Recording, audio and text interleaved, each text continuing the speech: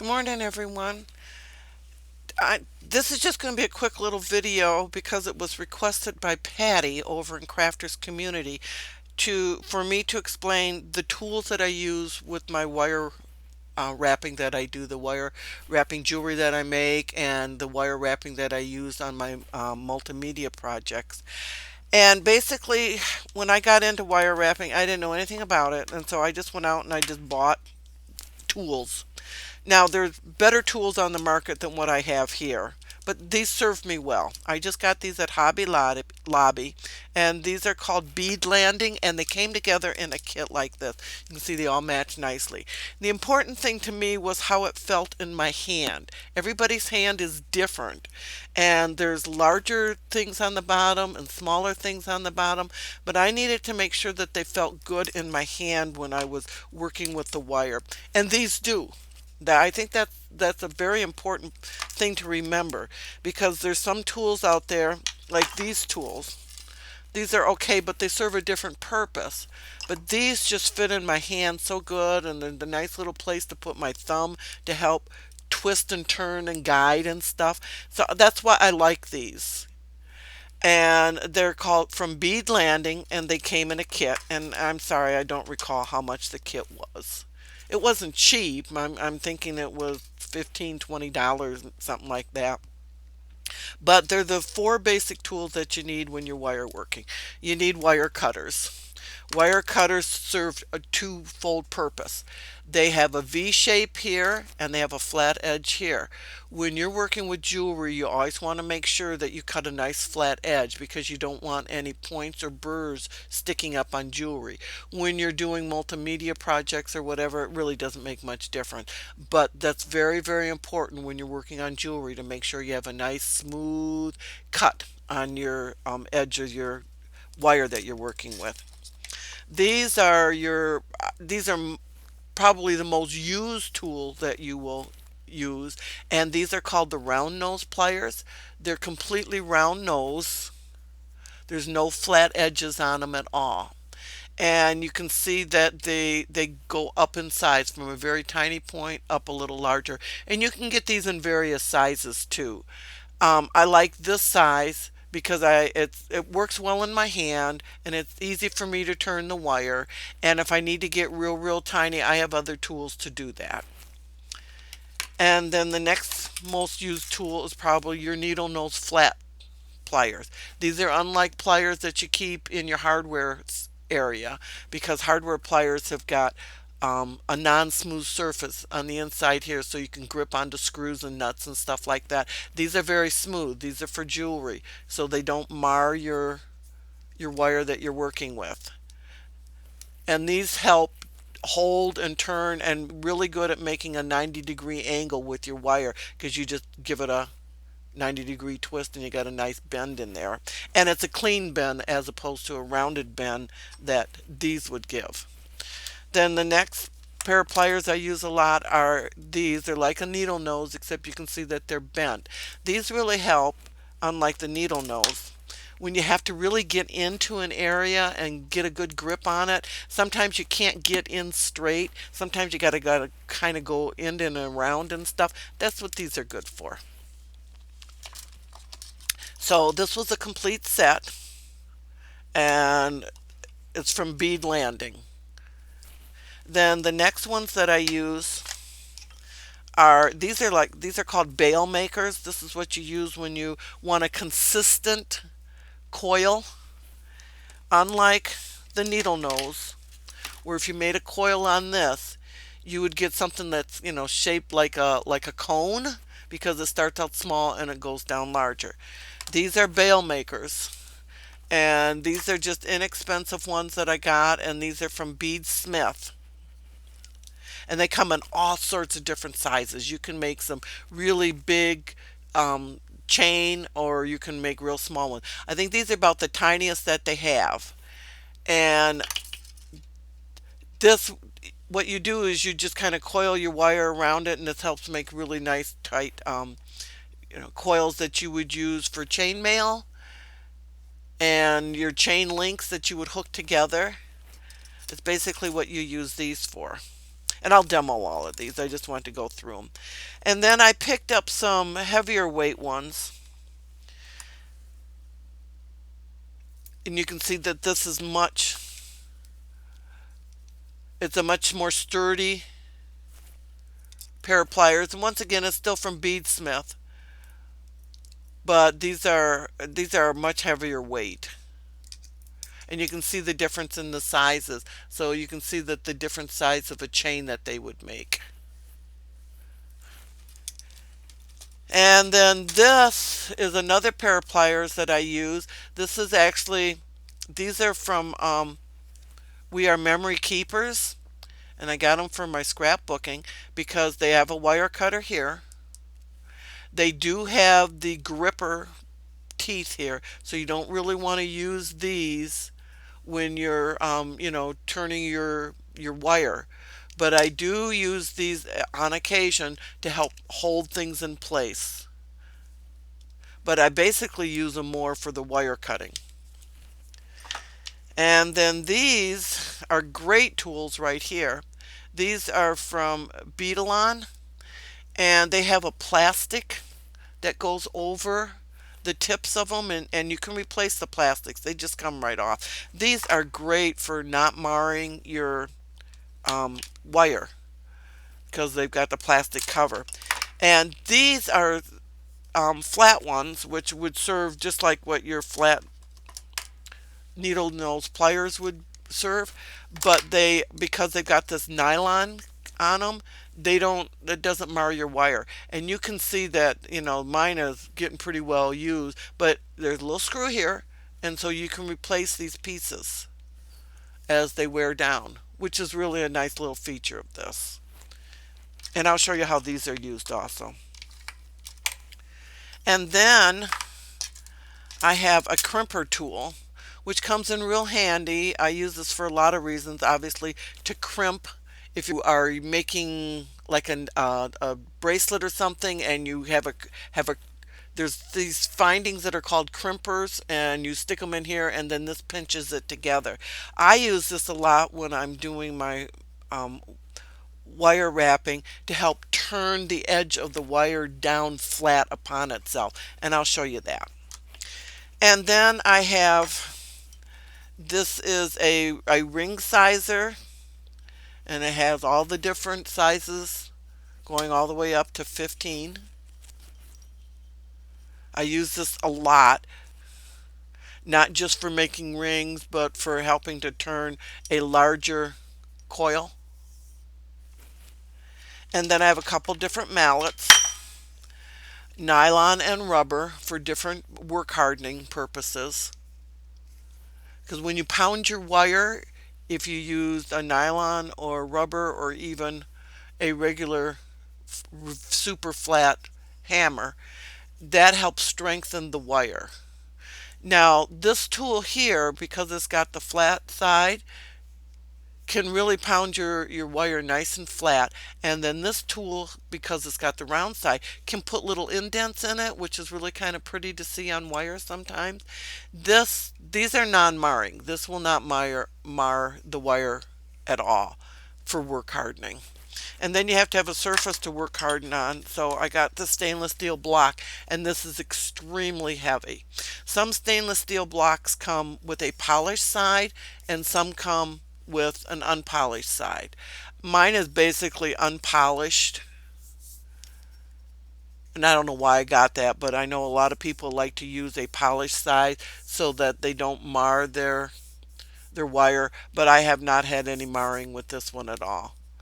The polished ones are a little more expensive. And if you do have any burrs on this from when you do any pounding and stuff, you can just take some steel wool and help buff it up a little bit. And then what I use also when you cut your wire for jewelry, just to make sure that the edge is nice and smooth, I use one of these old diamond nail files, and you can also purchase one. It's got a flat edge and a round to help smooth out the burrs. So these are all the tools that I have. These are all the tools that I use. The next thing is wire. There's all sorts of different wires out on the market. There's jewelry wire and then there's just regular wire. Jewelry wire is different. Like this is copper. This is my favorite wire to use. Copper, regular copper, I just get at the hardware store because you can get it in all the different gauges and it's so much cheaper. Jewelry wire is copper. If you like copper wire, that's jewelry wire. All it is copper wire that's coated with a thin coat of plastic to keep it from tarnishing. That's the only difference, but you pay a lot more for that. I like the tarnished look of copper. I think that's very pretty. In fact, there's products out on the market that can help anodize your copper, which gives it a very beautiful patina. Or you can let it naturally age, or you can just keep buffing it and keep it in the copper color. I really like working with copper. However, there are products on the market that can wax your wire for you when you're done and seal it so you don't have to worry about the anodizing.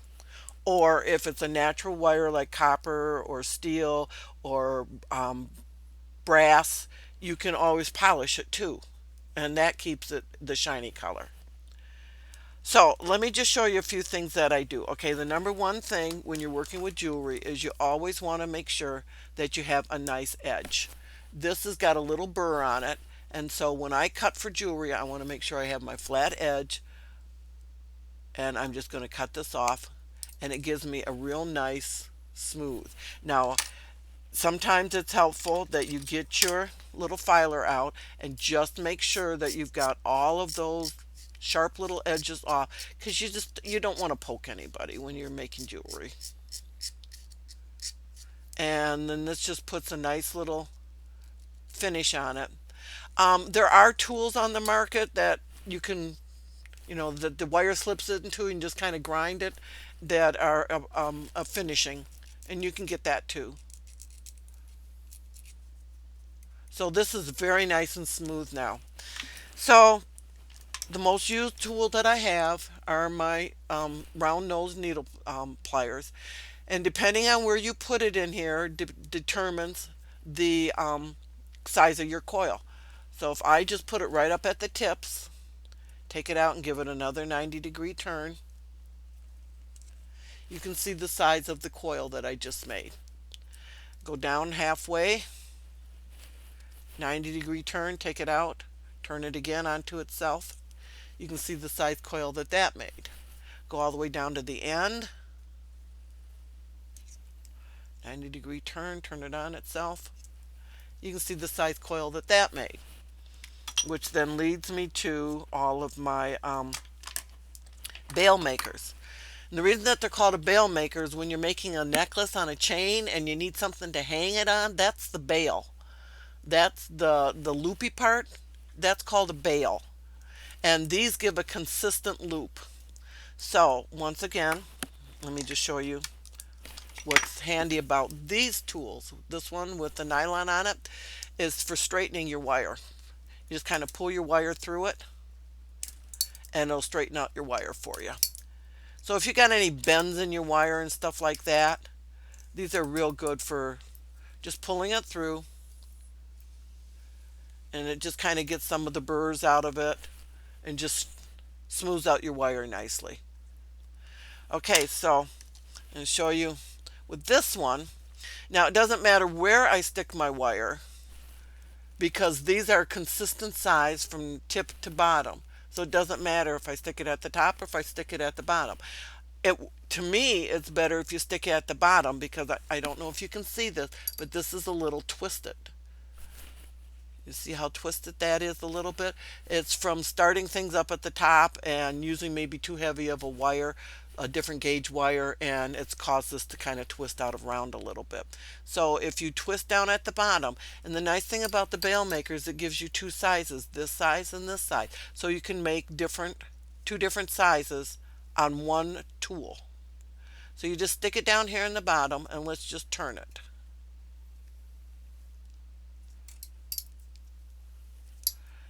Nice tight coil there. You see that nice cute small little coil? Now using the same bail maker, I'm just going to use the other side of it and twist. I'll pull that out.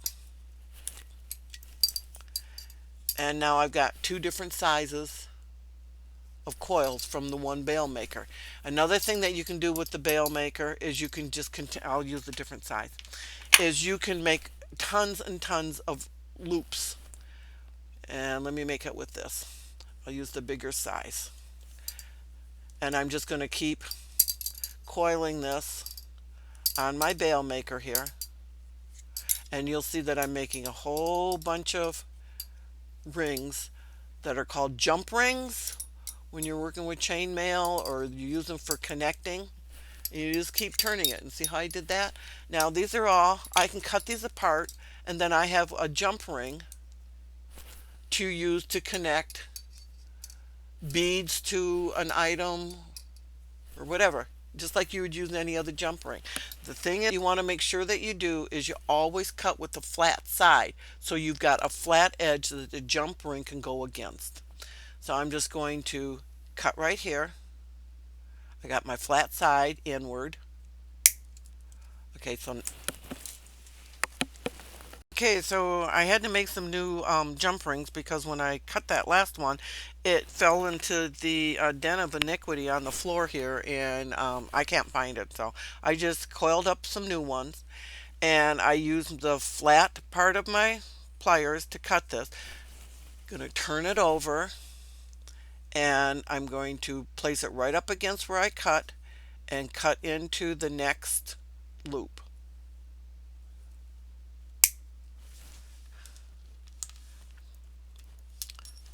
Now I've got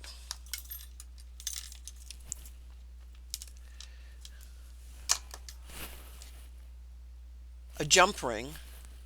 And I mean, you can buy jump rings, but gosh, why? You can make your own. I don't think I've ever bought jump rings. I just make my own out of all the different wires and stuff. Okay, so the thing that you have to remember about a jump ring, and I'll do it on this one first.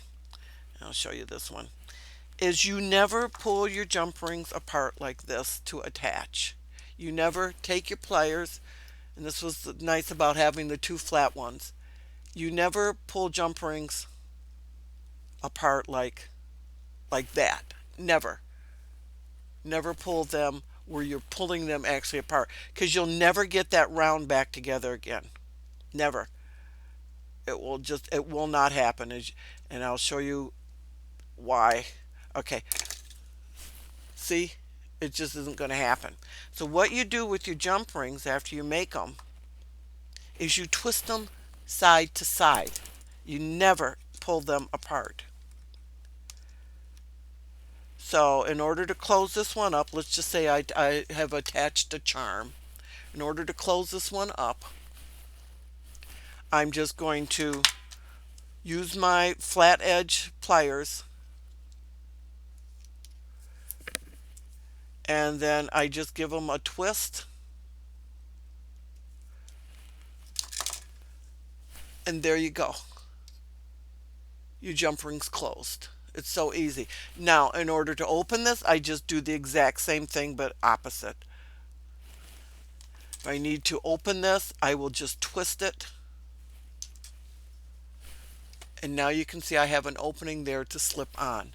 Then when I'm done, I just push it, twist it back together again. Now I've never destroyed the roundness of this jump ring by twisting. It still stays perfectly round. That's the secret when you're doing jump rings. Now you can buy them because they're really cheap, and they come in different sizes, but I like to make my own, and I make them, I mean, you can make them just out of any kind of gauge of wire. So let's talk wire gauge, okay? This is an 18 gauge wire. It's a really great jewelry making wire. I love to work with 18 gauge. It's my favorite wire to work with. 16 gauge is thicker than this. 20 gauge is thinner. So the larger the number, the thinner the wire. The smaller the number, the larger the wire. That all has to do with going back to long time ago when they were stretching wire. It depends on the number of pulls that they had to make the wire thinner. So when they're running it through the stretching machine one time, that's gauge 1. You run it through the stretching machine again, that's gauge 2. And each time you run it through, it's just like, let's compare it to a pasta making machine. When you make your pasta and you put it in and you pull it, well, it's thin, and then you can keep stretching it longer and longer and longer, like a rolling pin. When you're rolling out dough or something and you roll it once, it's thick, you roll it again, you get it thinner, you roll it again, you get it even thinner, and you keep rolling and rolling and rolling till you get it as thin as you want it. It's exactly what the wire stretchers did. So if it took 24 pulls to take that same wire through, that's where it got its gauge. It took 24 times to do that, and you end up with a very small, thin wire.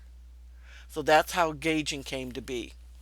So, like I said, I like working with 18 gauge when I do jewelry. 20 gauges is good too. It makes good ear wires and stuff. When you start getting up to 22 and 24, those are pretty flimsy wires, and they're not going to hold their shapes. They'll hold their shape for little intricate things, but if you're going to make a ring or something, it's not going to work unless you continually wrap, wrap, wrap, wrap, wrap. So you've got something substantial. And then another thing that I like to do, okay, so I showed you how all of these bail makers work. And the thing, like I said, that they call it a bail maker is when you've got, and I'll just show you, I'm going to cut off two pieces of, let's just say I've made some kind of pendant. And now I want to make the hangy thing that's going to go on the necklace. Okay, so here's my wire. I just got done making it. Okay, and it's important that you make sure that your wire length is the same. You see, this is a little off, so I want to cut it. Make sure that they're both even, that your tips are even. And you put them in your bail maker, both at the same time, because you want to have the exact same size bail on them. Okay, and you push them together, and then just turn. And turn down till they meet themselves. Okay, now you can see my bail lines up perfectly on both sides. That's why it's called a bail maker. So if this was a pendant, I've just made a bail that my chain can go through to hang on. That's why they're called bail makers. Isn't that cool? Because that's one of the hardest things to do, is to get your loops consistent. So I'm glad that they have these kind of tools. I mean, I could have done the same thing with my needle nose, and I could have done one wire at a time and hopefully remember get it back at the same spot that I turned it at before. But bail makers make it so much easier to do. Now, one of the things that I also like to do is to work harden whenever I'm working with particularly things that are in circles or things that are going to join or connect. Work hardening just strengthens the wire. You can overwork it too, so it'll become brittle and it'll break. So you just have to find that happy medium. And if I don't want to flatten it at all, that's when I use my rubber or my nylon mallet. And I just pound it a little bit. You don't have to pound it hard at all. Just a simple act of pounding makes this a little heavier and a little stronger to try and pull apart.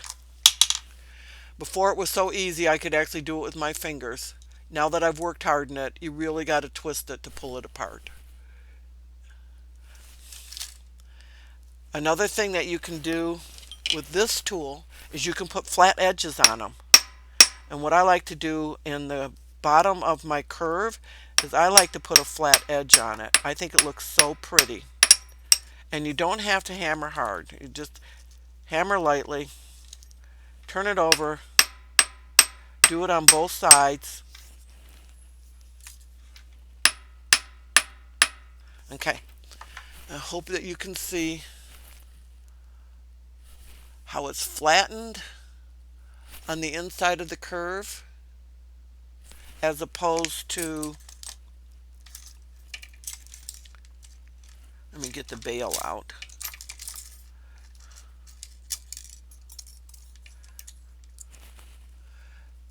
as opposed to the roundness of that. I don't know if you can see that. It's a little flatter.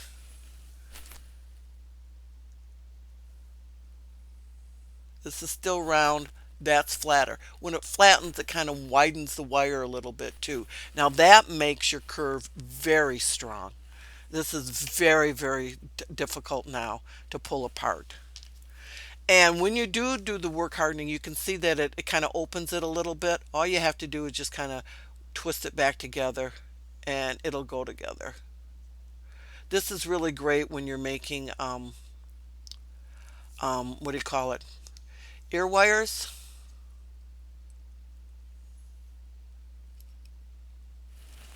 Okay, so now I've got a nice ring again.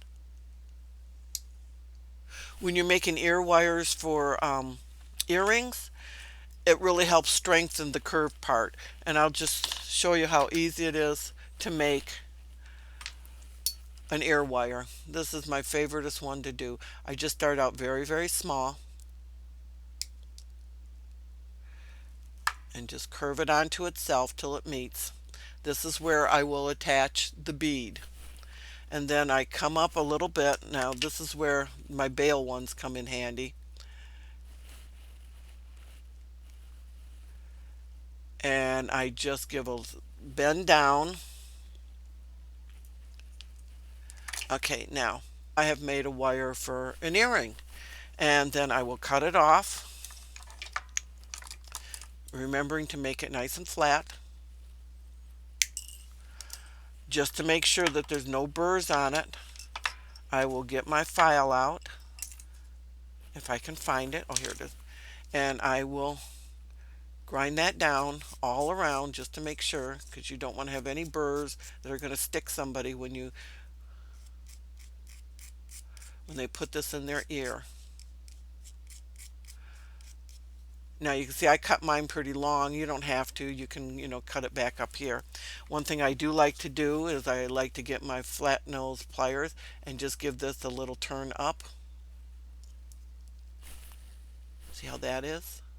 Okay, now you need to make sure that you flatten this, which is where your nylon and rubber come in place, because you want to make sure that it's flat. Okay, and now at the end, I'm going to really pound this so it's nice and wide. And you'll be able to see the difference here. And then I'm going to pound it at the top up here.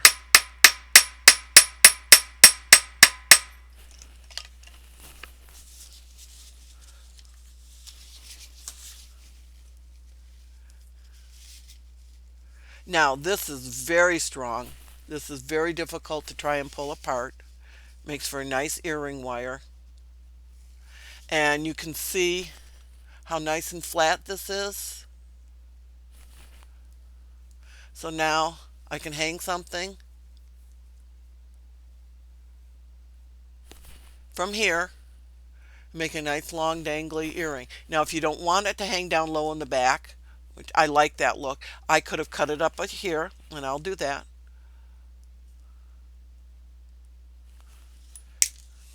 Okay, this could just be your ear wire. Or, once again, you can put a little flat bend in it. Pound that down. You don't have to, but I like the look of it. That's the way I like to make mine. I'm going to pound this real flat so you can see how real flat this gets. Turn it over and make sure you do it consistent on both sides.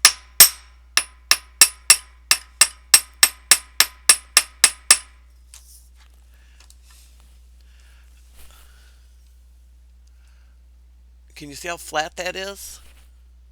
And then the top up here is flat also. Up here is flat. And see how easy that is to make an ear wire? Now you can buy ear wires too, but I just like to make my own.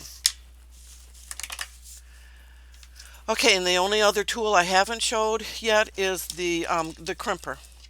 And let me just show you that real quick. So I'll take my ring sizer and I'm just going to wrap this around a couple of times just to get a base for a ring. And let me cut this down. This is just going to be a just simple little thing to do. Okay, so now I've got my coils here. And now I need to wrap the wire around it so it will be together. So I'm just going to take my pliers, stick it in there, pull it through, and just start wrapping.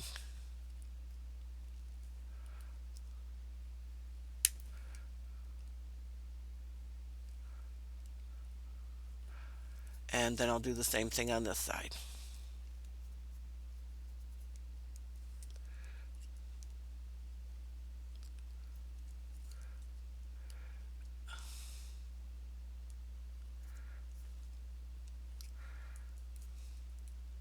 And this I'm using 18 gauge wire for this little ring here.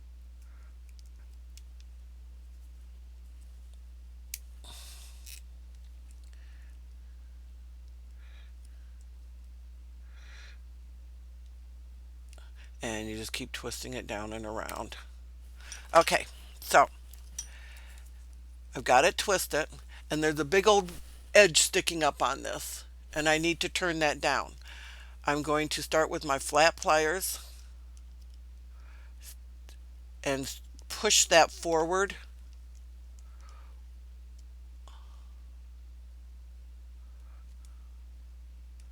and push it down. Okay, and I've got it down. And then I come back with these crimpers because there's always a little tiny edge that sticks up. And I just put the crimpers in here and I just push on that edge down, and that really pushes it into the wire so you don't feel it at all.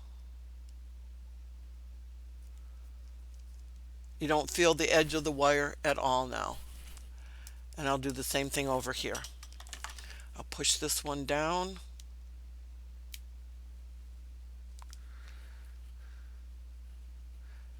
And one of the things that you want to do when you're consistent with jewelry is you never want to have your turned ends inside because they will always catch as they're putting the ring on and off. So you always want to trim it and have it end at the top. So then I'll take my bail, my crimper, and I'll just push that down into the wire. And then sometimes they pull apart, so you can just crimp them back together again with your flat edge ones. Let me push that back down again.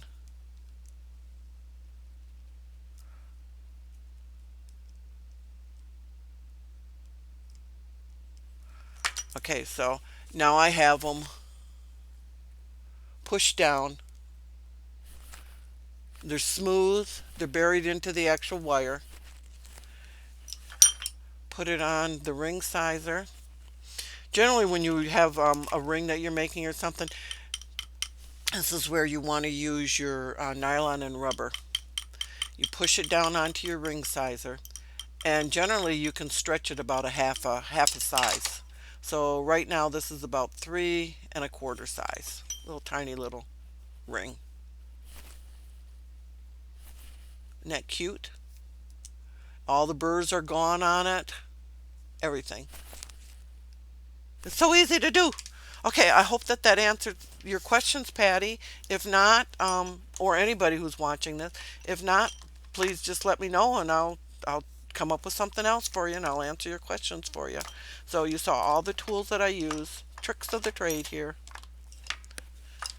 They make working with wire so easy, and gosh, I really love it because you actually have a really cool finished product to show. And I'll just show you some of the rings I've made.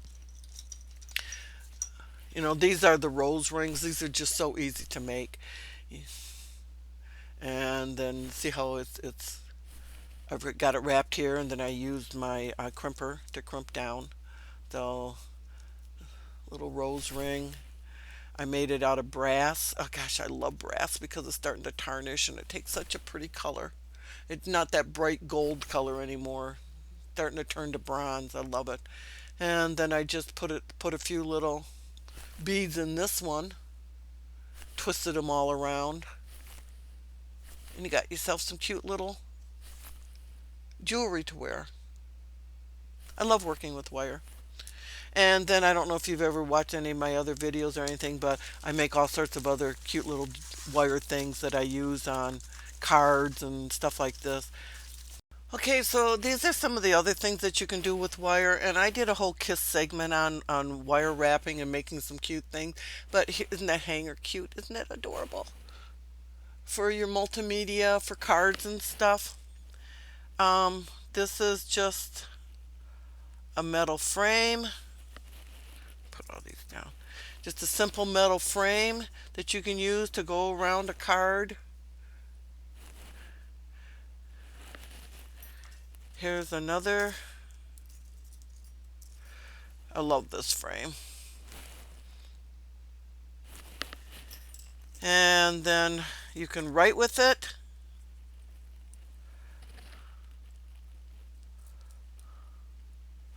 Okay, I spelled mom. Another mom I wrote.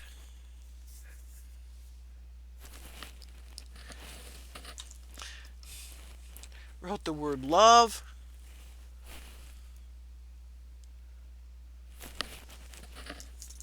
And then just made a whole bunch of little coils here, which really is really cool because you can make some cute little flowers out of this. Here's another love that's kind of now stretched out. This is much thinner wire here, thinner gauge wire. And then this is just using that bail maker, making a whole bunch of little bail, little jump rings. But then instead of keeping them in the coil, you just kind of spread it out like this. And this is, yes, I'm pretty sure this is like 22 gauge wire. This is very, very thin wire. And you can, make really cute little flowers out of it. You could use it as a border for a picture or on a card. All sorts of cute little things that you can do with this. Coil it all up together, making a cute flower. Look how cute that looks for a little flower. Isn't that adorable for a little flower? So working with wire is really fun. I love to do it. I love to make cute little things with wire. Okay, so there you have it. And I hope that I answered your questions. And if not, let me know, and I'll make another short little video with your answers. Bye for now. Thank you for joining me. And thanks for the request, Patty.